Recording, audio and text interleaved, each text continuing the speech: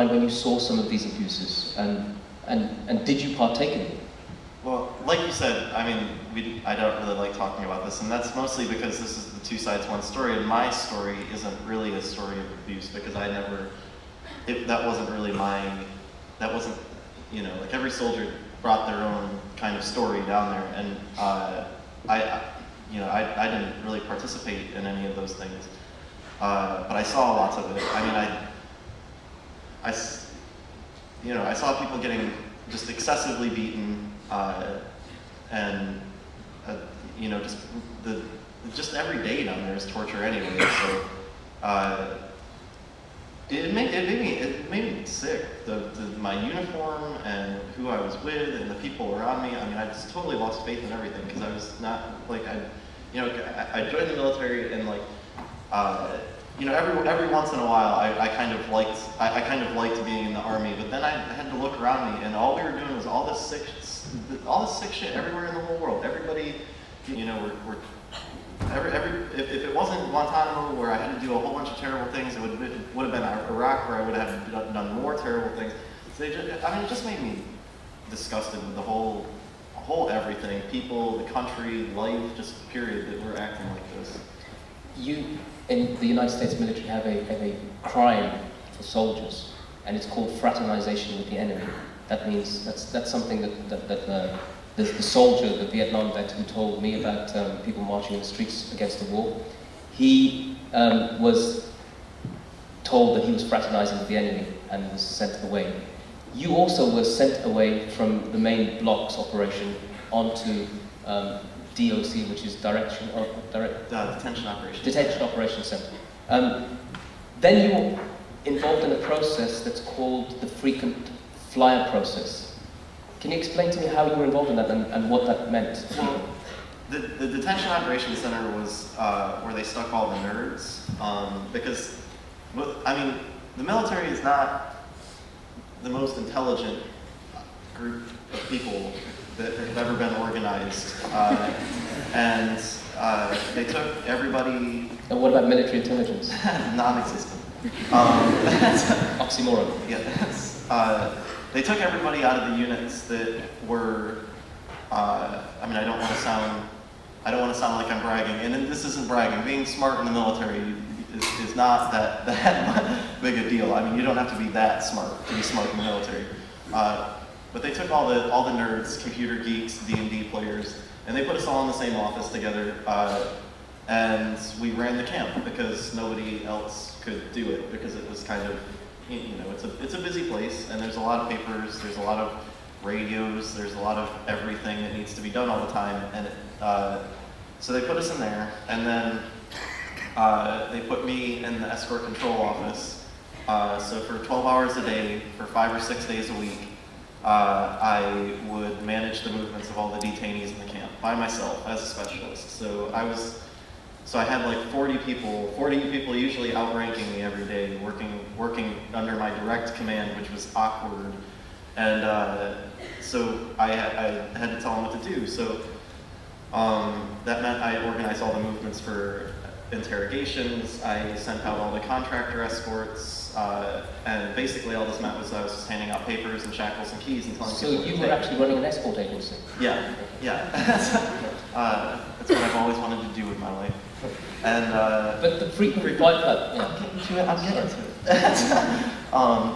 It's when the interrogators have a detainee that they want to make sure is not sleeping. It's a form of sleep deprivation. They give me a list and they say that say you know, detainee ISN 558, that our little inhuman number system we got going on. 558 needs to move from Charlie 26 to Romeo 23 every hour. So he'll go from Charlie 26 to Romeo 23, and then the next hour from Romeo 23 to Charlie 26, and then back and forth, all day, every hour.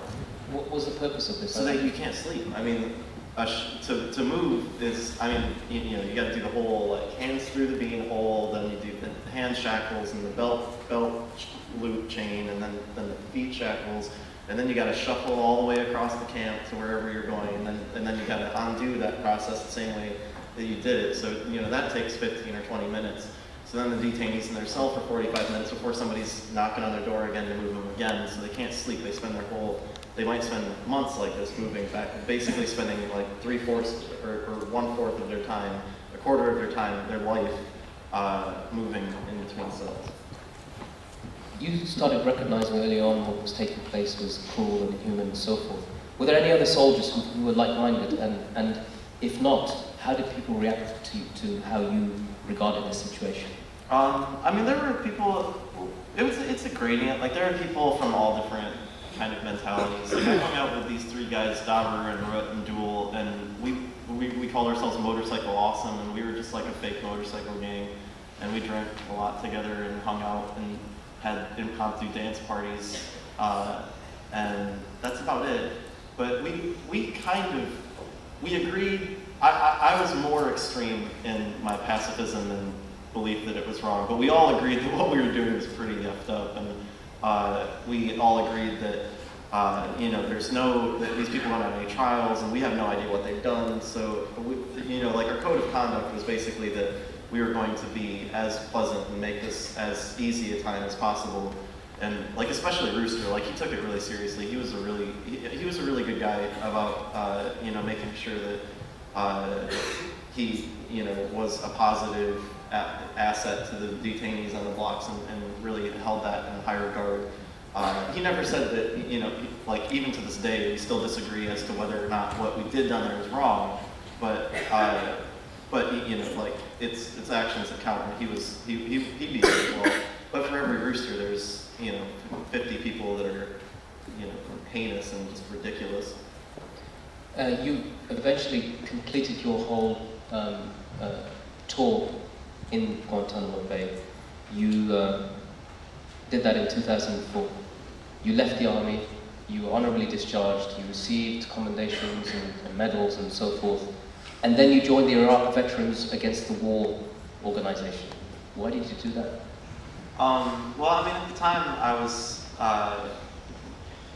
I hadn't made any sense out of my life. I couldn't talk to anybody because I felt like I didn't understand anybody. They didn't understand me. I hated being in school. I left school because all I saw around me were privileged kids that didn't have to do anything in their lives for anything, and I couldn't get Guantanamo out of my head, and I was just getting angry all the time. And I'd gotten up and walked out of so many classes just because some 18-year-old kid that has a free education ahead of them, and that, granted, like, that's not a reason to hate anybody, but it just made me really angry. So was that because of Guantanamo? Yeah, that was just Guantanamo, military service, being poor, like the life I came from and what I had to do, and feeling like, like everybody else just sails through, like, why, and so many people get stuck with just these crappy things in their lives. But I heard about this group of veterans, and I was like, well, I mean, I've got to start dealing with this. I've got to find some positive group, and some positive something.